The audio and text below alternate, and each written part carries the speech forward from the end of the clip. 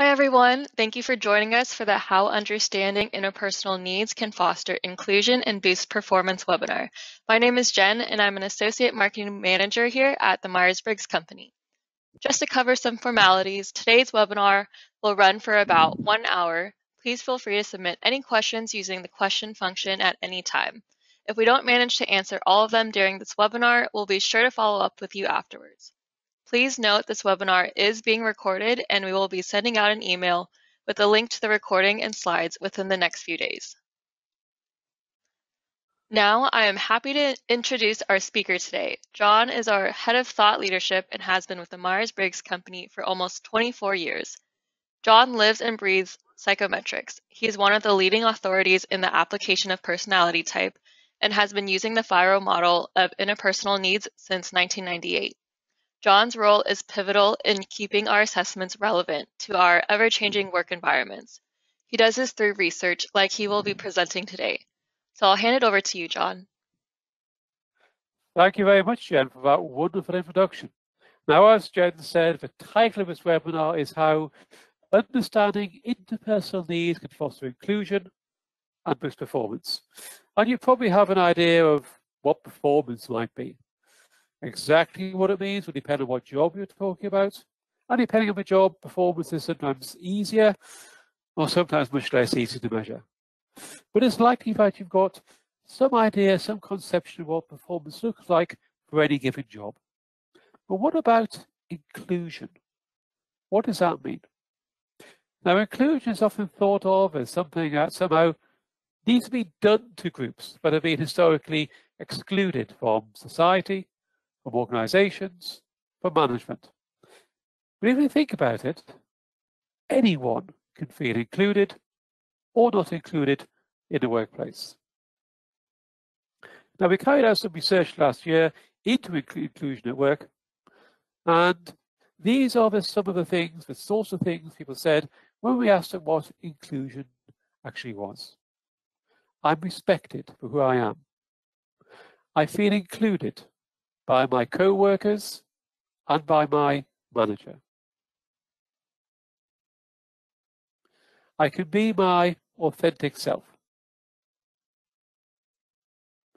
I feel able to participate and to contribute. I'm included in decision making. My views are respected, they're accepted, and they're acted on. Now, something that I think comes through from these comments and from our research more generally is that inclusion is about relationships. Your relationship with other people. And just a word about what I mean by our research. The answers that you can see on the screen right now, they came from a survey that we carried out last year, where 251 participants answered a whole load of questions about how included they felt at work. And one of the questions was this: what action would make you feel more included? And before I do the big reveal of our results, you might want to think how you would answer that question. What one action would make you feel more included at work?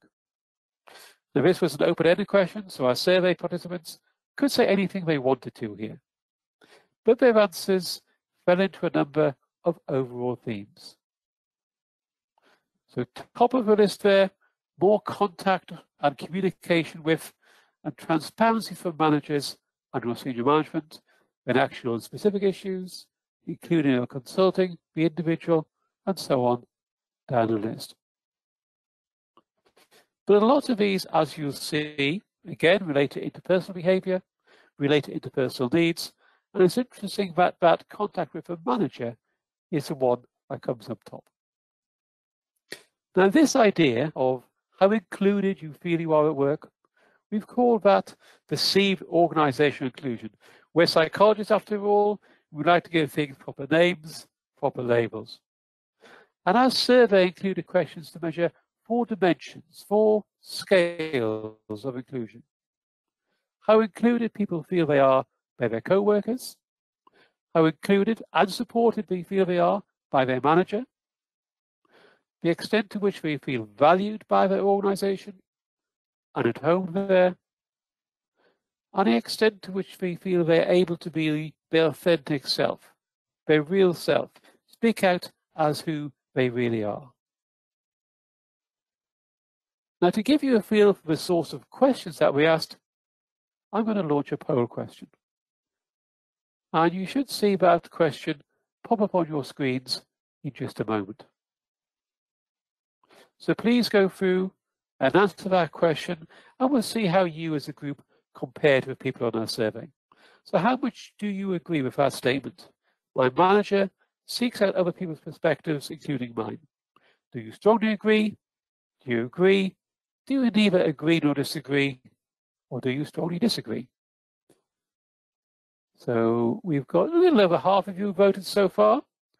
We'll give you a little longer. Let's see if we can get at least 3/4 of you to say what your opinion is, to what extent do you agree or disagree with this particular statement. I'll just give you a little while longer. Let's see if we can get the numbers up a little bit further. Closing in 8 seconds. That's a nice exact number for you. Okay, and let's close the poll now. And let me share the results. So it looks as if 28% of you strongly agree, 46% agree, and then 10% neither, 10% disagree, and 5% strongly disagree. So 46% agree, 28% strongly agree. If I can work out my maths really quickly, that means something like 74% either strongly agree or agree. So 3/4 of you roughly are actually in agreement with that statement. So thank you for taking part in that. Now, this is what, or this is rather how, people in our survey answered that particular question. So you can see that actually around about the same percentage either agreed or strongly agreed. Your answers are actually very similar to what people said in our poll. Again, 75% of those agreed or strongly agreed. So interesting about you're so much in line with the people who took part in our survey. But that hopefully will give you a feel for the sorts of questions that we had. Now, it's obviously nice to feel included. Including others is an ethical thing to do as well. But does inclusion actually matter? Well, actually, yes, it does.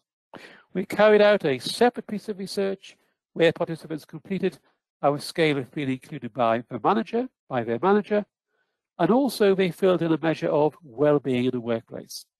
And what we're going to do is look at the average level of well-being for people who scored at different levels on that manager inclusion scale. So let me show you the data and I'll talk it through.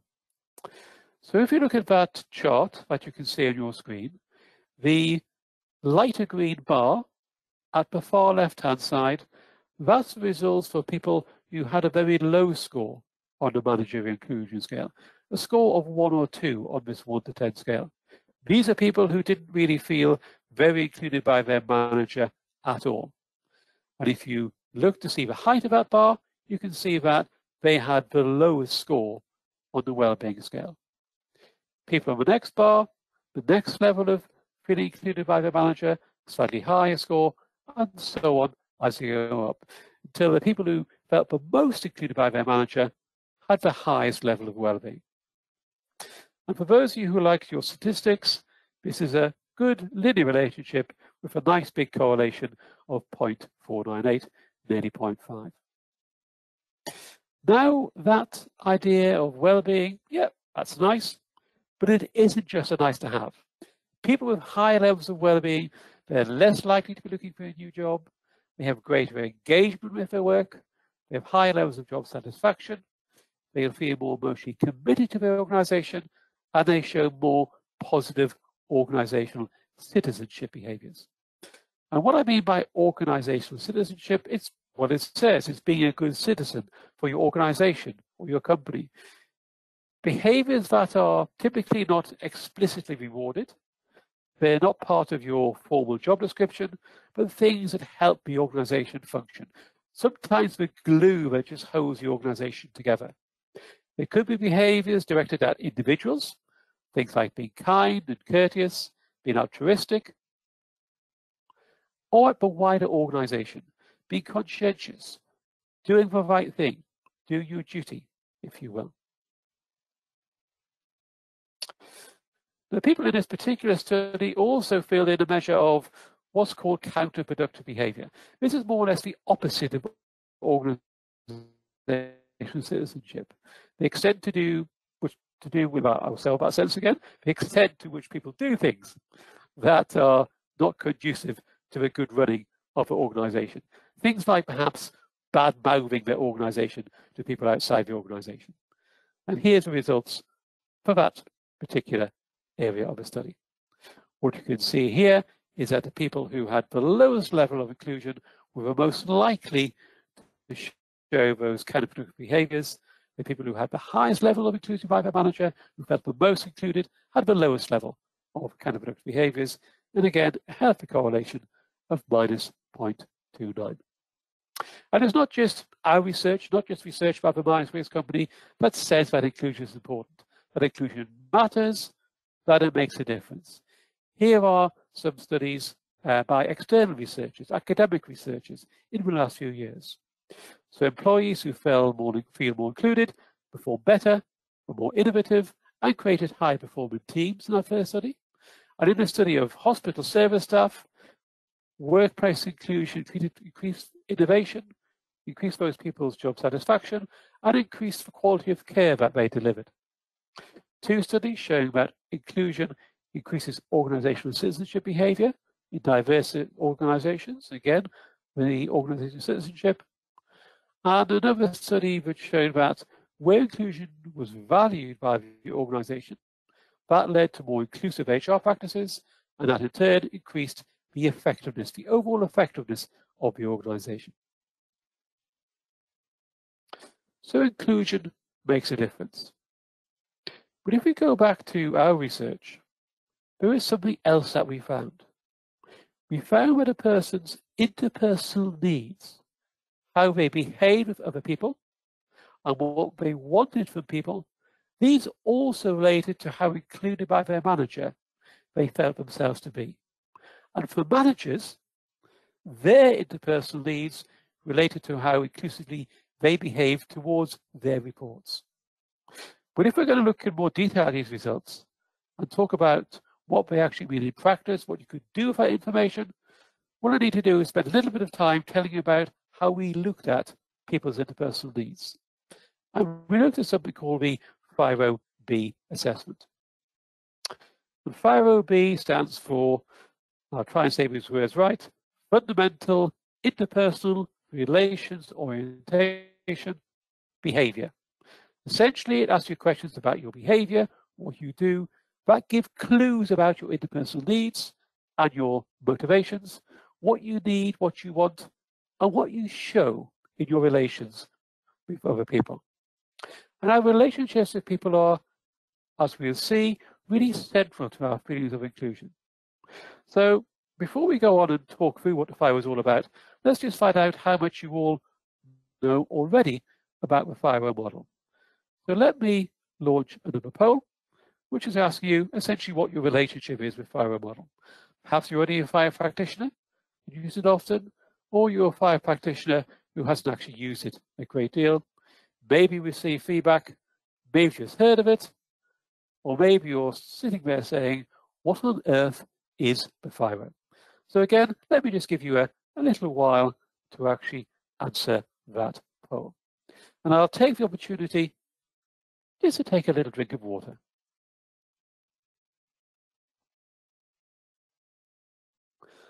Okay, let me see how you're doing. So nearly 2/3 of you voted. Let's see if we can have a few more votes in. Interesting way the votes are shaping up. We'll see how we get there. Okay. I'm going to close the polling in about 10 seconds. So get those votes in if you want to put down your opinion. Okay, just a few more seconds then. I'll be close the poll. And let's close it now. And let me share the results. So it looks like a little over half of you are saying, what on earth is a FIRO? A third of you have heard of it, but not had feedback. A few had feedback, and a few of you are FIRO practitioners. So let me beg the indulgence, if I may, of those of you who are FIRO practitioners, especially those who have used it often, while I just spend a little while talking about the FIRO, talking about what it is, talking about it, what it measures, and talking about how you might use it. And even if you do use a FIRO or haven't used it for a while, hopefully you might find this as a little bit of a refresher. So we've talked about the FIRO already. Hopefully you saw that before. The bit that you really do need to look at to the screen, which is no doubt why Jen mentioned that you couldn't see it, I was talking about choosing some of these words. So let me give you just a little while longer, as you didn't see those words before, to choose those words. What I'd like you to do is look through that and pick perhaps 3 words that might appeal to you. 3 words that seem to resonate with you at some level. If you want to pick more, that's fine. If you can only pick 2, that's fine as well, but 3 is sort of what we're looking for. So take a moment to go through those words, select maybe 3 that especially appeal to you, maybe write them down, because we'll come back to those in just a short while. And as I said, when you couldn't see my screen, by all means make your window bigger if those words are a little small. So let me just give you a moment to do that. I'll just give you a minute to do that.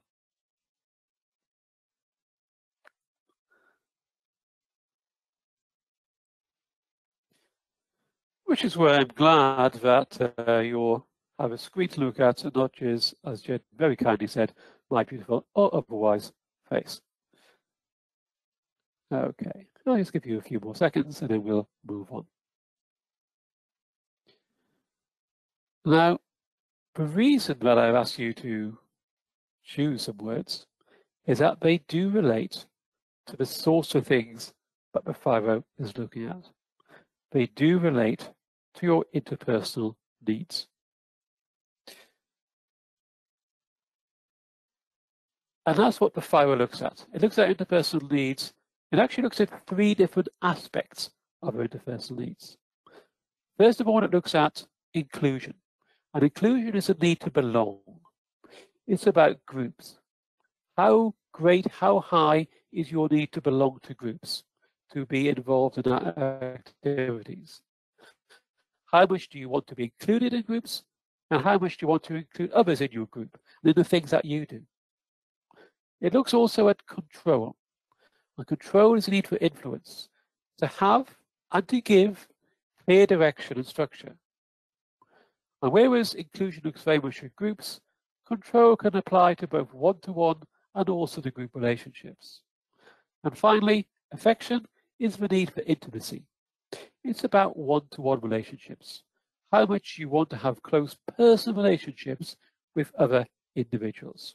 So inclusion, control, and affection, those are the 3 areas that the FIRO looks at.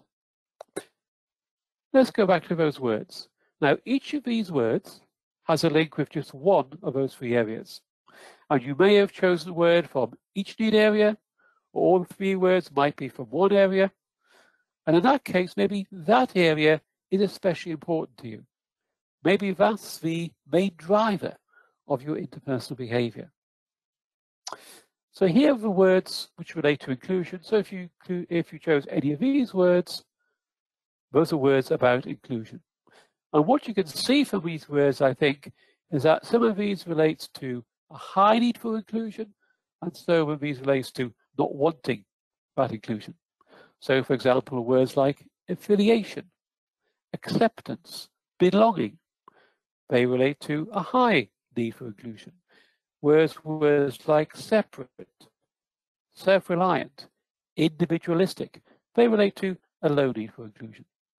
So if you look for those words, separate, self-reliant, distinct, association, membership, affiliation, individualistic, acceptance, independence, participation, peripheral, involved, networking, detachment, belonging, solitude. If you've chosen any of those words all relate to inclusion. And these are the words that relate to control. And once again, you'll see that some of these are about high control, a greater need for control. Some of these are about a lesser need for control. So on the more controlled side, words like rules, persuasion, structure. On the less controlled side, words like ambiguity, unconstrained, flexibility. So take a moment to read those words, look through those words, and if any of those words are words that appeared in the ones that you chose, those are to do with control. I'll just give you a moment to look through all those words.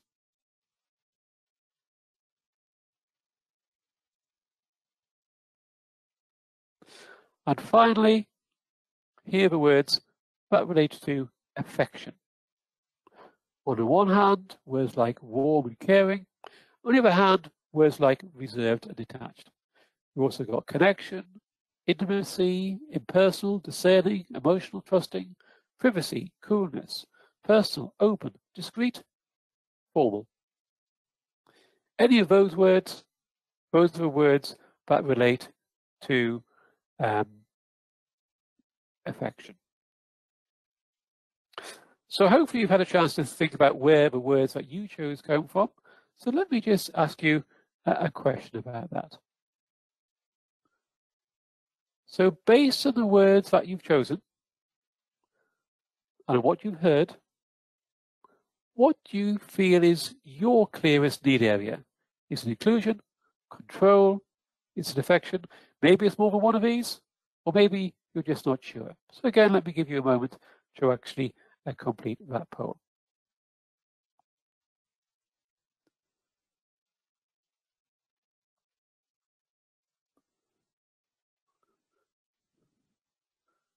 Okay, there's about moving towards 2/3 of you voted. Let me just give you a little longer to do that voting.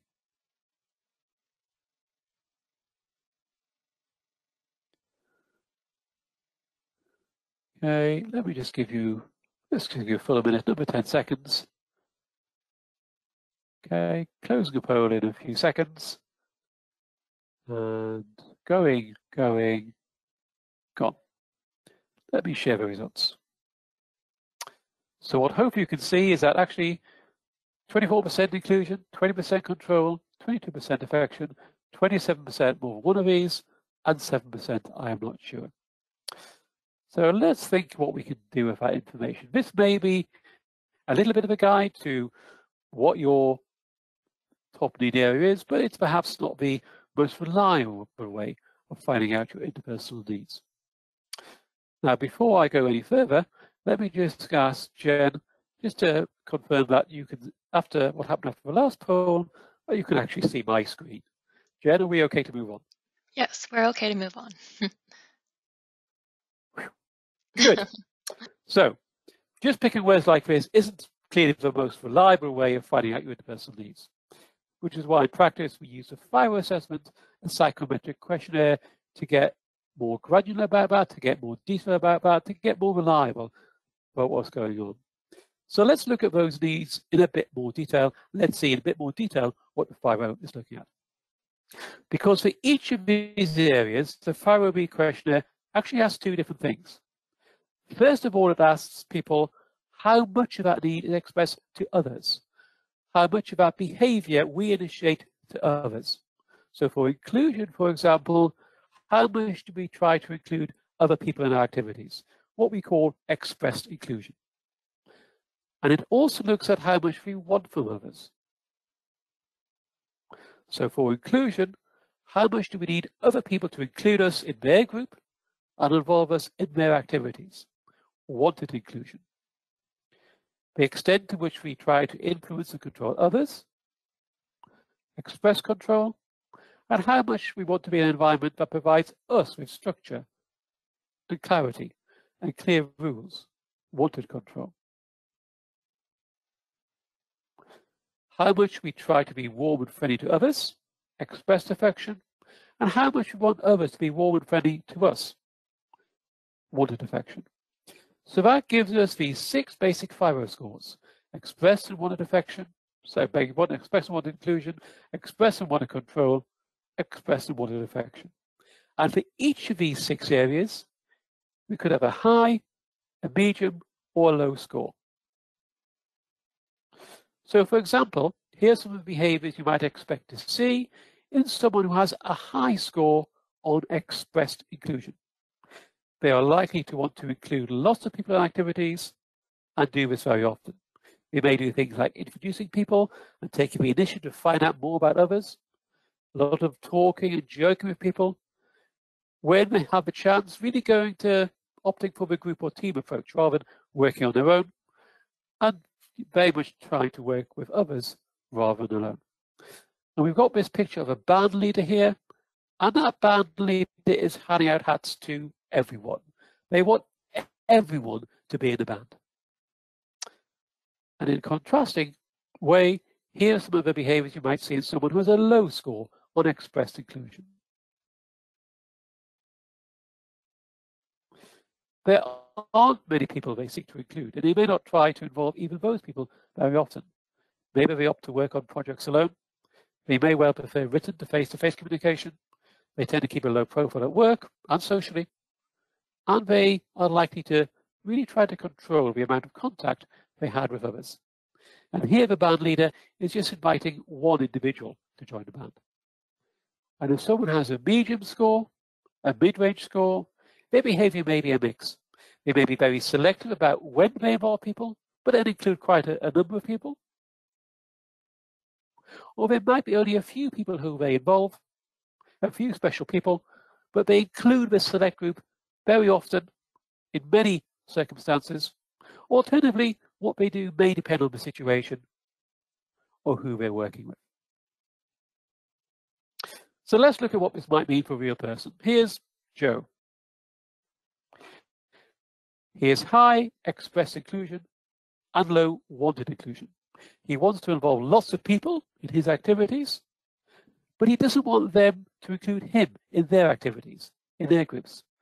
Because of the high expressed inclusion, he's likely seen by others as outgoing and sociable, but also he has a real need for privacy.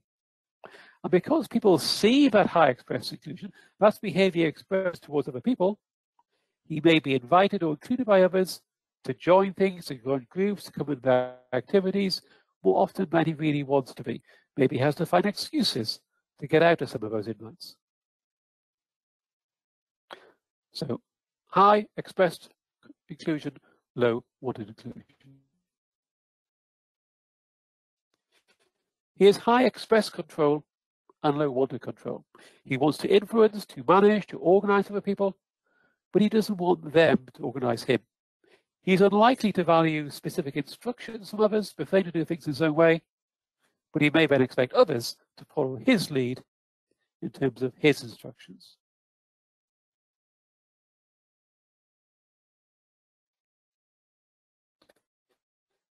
And he has high expressed affection and high wanted affection.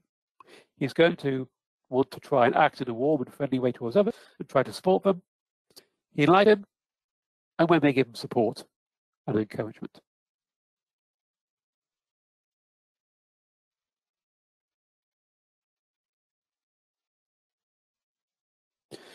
Now, of course, our interpersonal needs involve other people too. So we've already met Joe, and here's Joan. On inclusion, in terms of inclusion, they're actually quite likely to work well together. Joe has high expressed inclusion. Joan has high wanted inclusion. Joe wants to include Joan, and she wants to be included. Now, Joan, given her expressed inclusion, doesn't much want to include other people in her activities, and that's absolutely fine with Joe, who doesn't much want to be included. And their profiles are complementary when it comes to control as well. Joe is very happy trying to influence Joan, who's happy to be influenced. Joe doesn't want too much influence from Joan, and she's, again, happy not to do that. But things might be a little different on affection. Joe wants to be warm and friendly with Joan to get that connection going, but Joan, with low wanted affection, probably doesn't want that. And Joe is looking for warm and friendly behavior from Joan, which he probably doesn't want to express. So this may be an area where understanding their FIRO results helps Joe and Joan to understand why their relationship may sometimes be strained and gives them the knowledge they need to work together more effectively.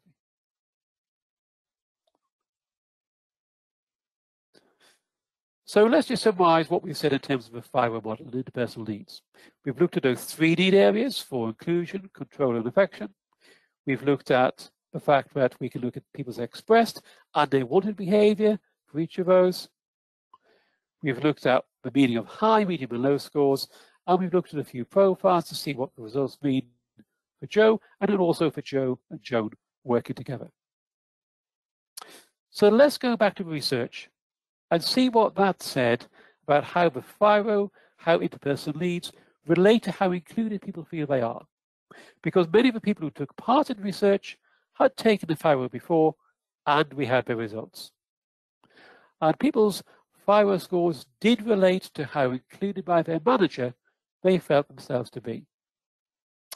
Now, the FIRO scales, which showed a significant relationship with people's view on how inclusive their manager was, were expressed inclusion and expressed control. And people who were high on expressed inclusion were less likely to see their manager as prioritizing diversity inclusion, or see their manager as someone who would seek out other people's perspectives. So if you look at the top line of figures there, only 28% of those who are high on expressed inclusion agreed that their manager prioritized diversity and inclusion. But 72%, nearly 3/4 of those who had a low score on expressed inclusion, actually did think their manager prioritized diversity and inclusion. On the next line, people's views on whether their manager seeks out other people's perspectives, including theirs. That's actually the question that I asked you a little while ago, where 74% of you agreed or strongly agreed. Now, looking at the FIRO results, 87% of those who were low on expressed inclusion agreed or strongly agreed with that statement, but only 60% of those who were high on expressed inclusion. And it may be that some of those who didn't agree were comparing their manager's behavior perhaps unfavorably with what they themselves might do. And respondents with high expressed control were less likely to see their manager as someone who shows commitment to helping a team collaborate and be inclusive. These individuals themselves have a high need to control and influence others. So again, it might be that they were comparing their manager's behavior unfavorably from what they felt they might do themselves. Now, in the survey, we also asked respondents if they themselves are managers or leaders. And if they said yes, we asked them to complete 11 additional questions relating to their own leadership style, how inclusive they were as leaders. And you can see the 11 questions on the screen now.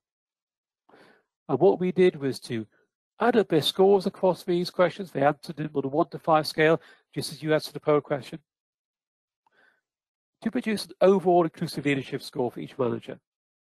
I converted that to a 1 to 10 scale, and we compared this score to their FIRO-B results. And this is what we found.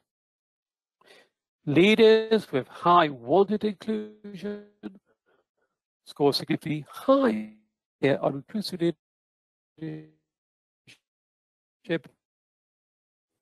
than those with medium or low wanted inclusion. Leaders with high wanted affection score significantly higher than those with medium wanted affection. These shows medium to large effect sizes.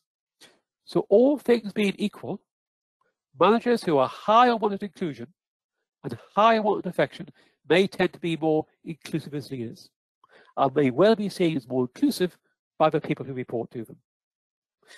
And managers who have a medium score, interestingly, are seen as the least inclusive. And if you think about what that medium, that mid-range score might mean, that may mean the manager's behavior varies from situation to situation.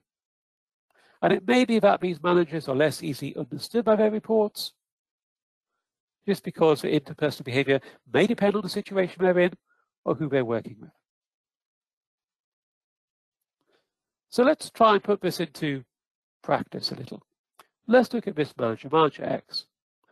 And if you look at Manager X's results, express control is the only high score she has, want affection is medium, all of her scores are low. So let's look at inclusion. So those results suggest that she's likely to come across as independent, working in private as far as possible, probably keeping a low profile. She's fairly unlikely to enjoy mixing or socializing with others, certainly not frequently at work. She may not be seen as being inclusive by her direct reports, both on the basis of just those results and also on the basis of the research we saw on the previous slide. If you look at her control results, those suggest that she's likely to be happy taking charge. She'd like to set clear expectations, create structure and processes for her team, and she's likely to have high standards. She's probably not going to have any problem giving her team members feedback, maybe quite direct feedback in order to improve performance, but she may not invite feedback herself, based on both control and also the inclusion scores. She might drive decisions through without listening to others, or really think through, or thinking to think through, how the people in her team might be affected. With her low express affection score, she's likely to be cautious about how much support and closeness she shows to others. People may see this and in effect treat her as if she had low wanted affection, not sharing their feelings or providing her with encouragement. And actually her result is in the medium range. So she may not always see this interpersonal need being met in her contact with other people. And if we bring in the research we saw in the previous slide, all of this may suggest that she may not be seen as inclusive by her reports.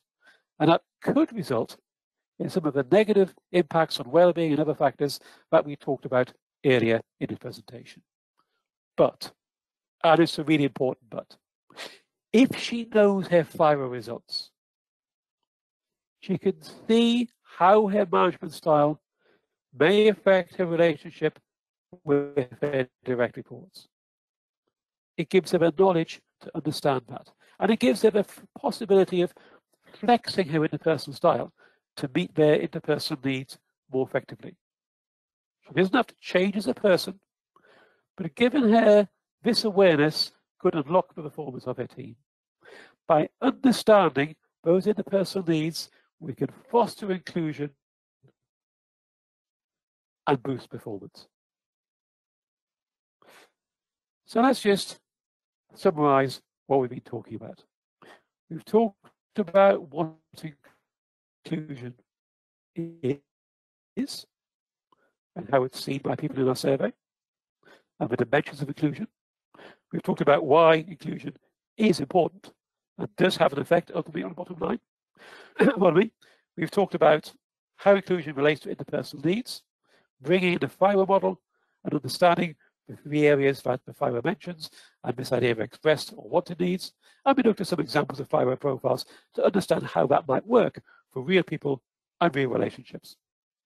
And finally, we looked at how the FIRO model related to inclusion, bringing out research, and also thinking a little bit about using a profile of Manager X, how we might use that information. How we might use that information to understand ourselves, to understand others, and hopefully to build more inclusive relationships and ultimately enhance performance. So let's finish off by looking at some of the steps that you might want to take following this webinar and some of the resources that we're going to tell you about what you might draw on. So Jen, over to you. Thanks, John. That was really great information on the importance of understanding interpersonal needs and the impact it can have on our managers and team members. We have another webinar with John on August 23rd called How to Amplify Your Leadership Strategy. You won't want to miss this, as John will cover how the FIRO framework can be used to improve the self-awareness of leaders, highlight strengths and development needs, and more.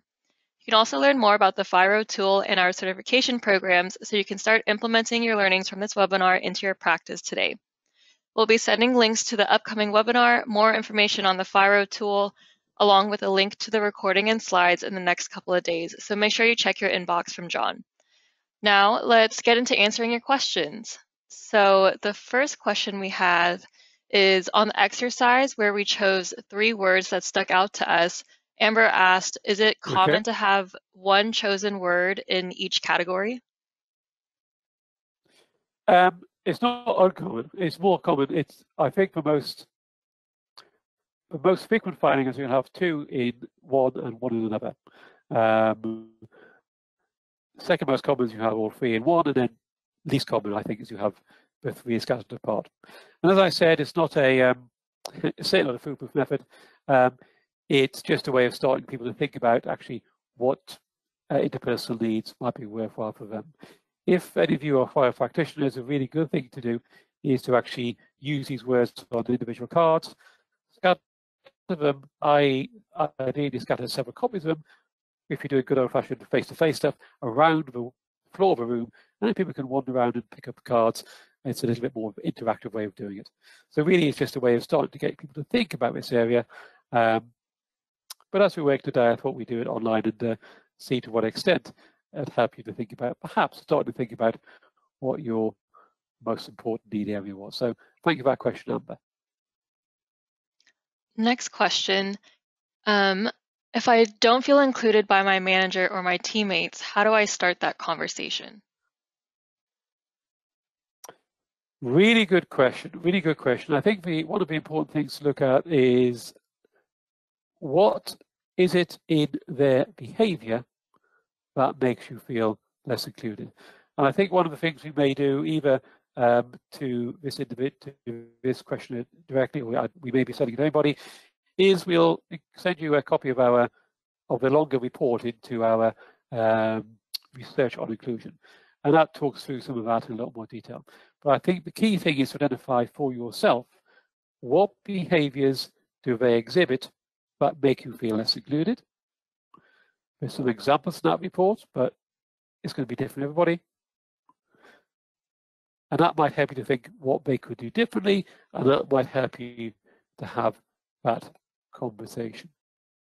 Of course, all of this requires a reasonably open conversation, which I appreciate may not be the case for everybody. One of the things we did find, sadly, is that a lack of inclusion is one of the triggers for people leaving their role. Not that I'm suggesting for a second that you leave your job, you understand. Thanks for the question. Next question, are there answers that you want to be in the FIRO report versus answers you don't want to be in? For example, is a high need for wanted control a bad thing?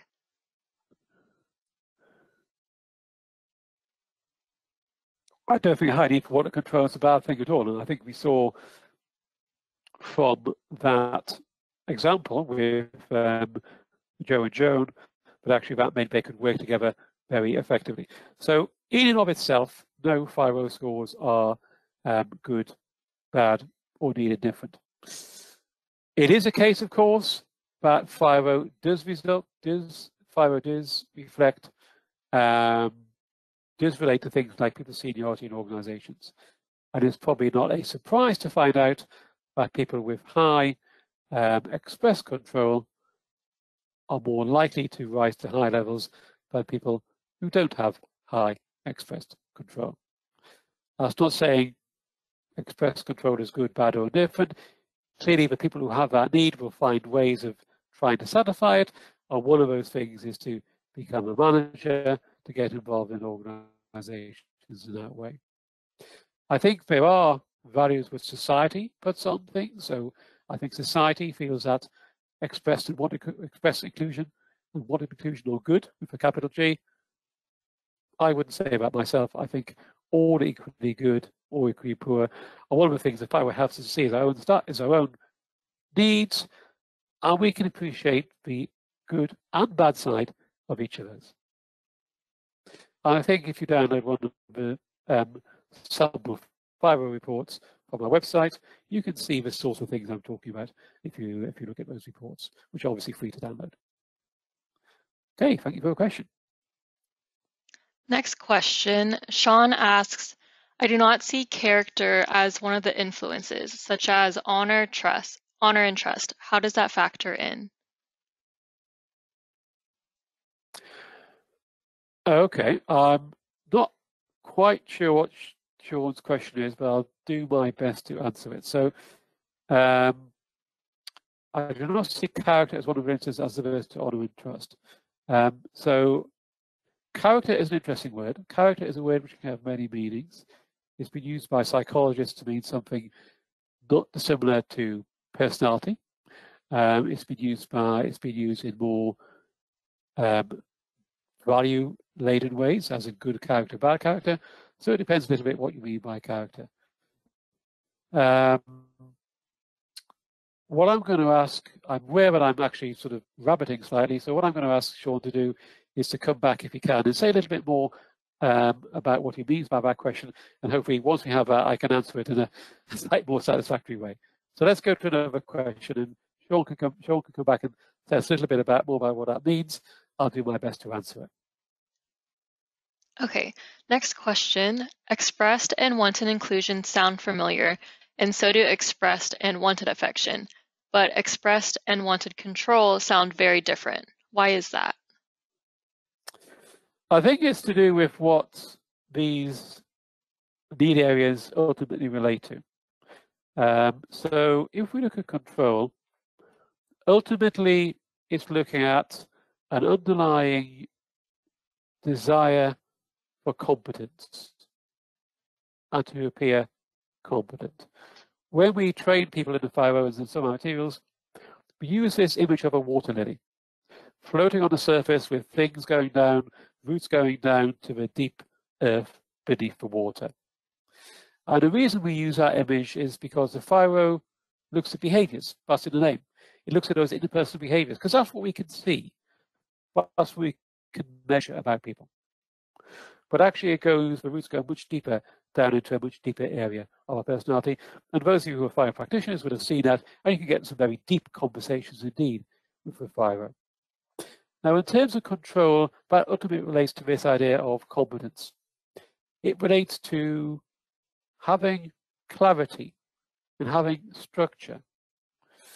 And there are different ways in which that can be achieved. What express control ultimately is about is creating that structure, creating that character, that clarity by influencing other people. What wanted control is about effectively using that clarity, using that structure that has come from other people. So although express and wanted control almost sound like two ends of the same thing, they're not. We're actually ultimately looking at the same thing. This need for structure, this need for clarity, this ultimate need to be and seem competent. But yeah, thank you. Interesting question. Okay, so it looks like Sean wrote back in and he said, by character, I mean an individual's drive as it relates to their honor or sincerity and the desire to see those traits in others. So maybe it sounds like, how does one's values or character traits influence your measurements on the FIRO scale? Okay, really interesting question. And if I'm brutally honest, I don't have a ready answer to that. I think if we look at us as human beings, as individuals, we're many faceted beings, and there are many different ways of understanding ourselves. Interpersonal needs for FIRO is one of them. The areas that Sean is talking about is another one of them. I think there's a little bit of a Venn diagram going on. I'm probably not doing my work with my hands there, but they're certainly not the same thing. I think you could see both ends of things. So I think that need for honor, if you like, could come from any of those interpersonal needs. So if we look, for example, at someone with high express control, with a very well developed sense of what's right, what's honorable, they're likely to be somebody that goes out of their way to impress those values on others and to make sure that others live up to those values. Conversely, someone with high express control who does not have those values may seek to use that high express control, that need for control and inference, to their own ends. I have a politician in my head as I'm saying it, but I'm not going to say anything more. But you can see, I think, how so it's not that they're the same or that, but it's more that one's value system, I think, will influence the manifestations of those interpersonal needs. And that's probably the most pithy way I could put that. But yeah, thank you. Really interesting question, Sean. What I don't know is if anyone has actually done any direct research into that, but it'd be a really interesting thing for me to go away and find out. So thanks for the question. Okay, any further questions? Yes, we have a couple more questions. You've talked about inclusion, control, and affection, but I thought the scales were called involvement, influence, and connection. Okay, so that's probably come from one of our FIRO practitioners who's a little rusty, I'm guessing. So effectively, there's two different versions of FIRO. There's one called FIRO-B, which is the original questionnaire, and there's also a version called FIRO Business. And FIRO Business is a little bit shorter, and one of the things we were aware of in working with people in business is that, for rightly or wrongly, words like affection don't always go down well. So we've produced a version of FIRO called FIRO Business. It's a little bit shorter, but the scales mean exactly the same thing. But we've changed the wording of the names, if you will, of those scales to things which seem a little bit more business friendly. So if you want to read out those names again, Jen? Involvement, influence, and connection. So hopefully you can see how involvement, influence, and connection are basically the same thing as inclusion, control, and affection, but they are less challenging to some business audiences. We've kept the names the same, the scales the same in the original FIRO-B, because there's many FIRO practitioners out there using the question already who are very happy with original names, and who may be using it in non-business context where those names really aren't an issue. So that's why we have these two different sets of names. But yeah, thanks for the question. Next question, from your research, what else is important in helping people feel included at work? Okay, so I think I showed a slide earlier which talked about the things that people felt would have them feel included, so what made them feel included at work, and you saw that the influence manager was at the top, and then it was followed by specific actions and so on. So please do go back and have a look at the recording of that, a recording of this session, and that will help you to see what some of those things were important at work. We also found that things like inclusion programs worked well, but not always. I think there was, especially one of the things that we found was that if you as an organization put a lot of effort into inclusion programs, that would boost inclusion. But then if you rein things back for next year, actually things went down further. So the main important thing there was to keep things at least at the same level. So there's no use having a big hit on inclusion programs and then forgetting about it. You've got to keep things going if you're going to help people feel more included. We also found, sadly, some of the things that you might expect about people from certain backgrounds, from certain ethnic backgrounds, or people who weren't heterosexual, didn't necessarily feel as included as other people. So again, yeah, please do have a look at the report, and I'll go into that in a lot more detail. And there's some suggestions for what organizations can do to actually make things better in there as well. Okay, we're nearly at the end of our time, I think. Any more questions, Jen? That's it for today. I think that's all we have time for. If you have any other questions, you can email us at webinars@themyersbriggs.com or reply to the email we'll be sending out in the next couple of days. Thanks, John, and thank you so much for taking time out of your day to join us. Have a great rest of your week, and we'll be in touch soon. Thanks very much, and goodbye, everybody.